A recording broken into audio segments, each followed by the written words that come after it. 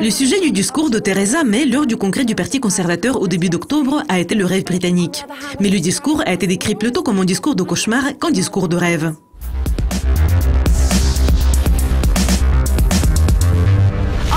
Ce qui est positif, c'est que c'était un discours dont les gens allaient au moins se souvenir et qui avait fait la une des journaux. Le Métro a intitulé son article qu'elle aime. The Times a dit que le discours représentait un vrai désordre. Et The Daily Telegraph décrit Madame May comme malchanceuse et son discours comme tragique. Vous voulez évidemment découvrir ce qui s'est passé.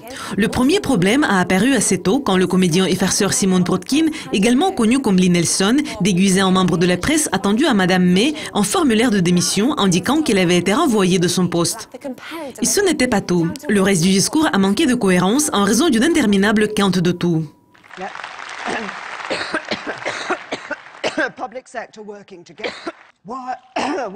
Pendant le discours, les assistants ont passé à Madame May de l'eau et des bonbons pour la toux.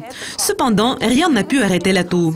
Et même le chancelier de l'échiquier lui a passé des bonbons pour la toux au cours de son discours.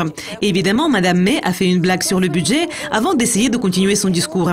Et quand les gens ont pensé que c'était un désastre, un vrai désastre a commencé. Il y a eu la dernière tentative de rendre ce discours encore plus insupportable. Le décor derrière Madame May s'est effondré. Le panneau derrière elle qui déclarait « Construire un pays qui fonctionne pour chacun » a perdu plusieurs lettres lors du discours de Madame May. Les choses ne pouvaient pas être pires pour Madame May et le Parti conservateur.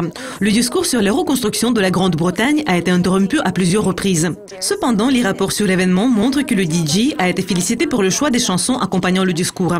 Mais puis, Calvin Harris et Florence Welch ont déclaré sur Twitter qu'on ne leur avait pas demandé la permission de jouer leurs chansons lors de l'événement et qu'ils n'auraient pas donné leur permission. Calvin Harris a déclaré que la conférence du Parti conservateur Joue ma chanson n'a pas été approuvée. Je ne soutiens ni accepte que l'on passe des chansons joyeuses à un événement si triste. C'était probablement le discours le plus désastreux dans l'histoire de la politique britannique. N'hésitez pas à laisser vos commentaires ci-dessous.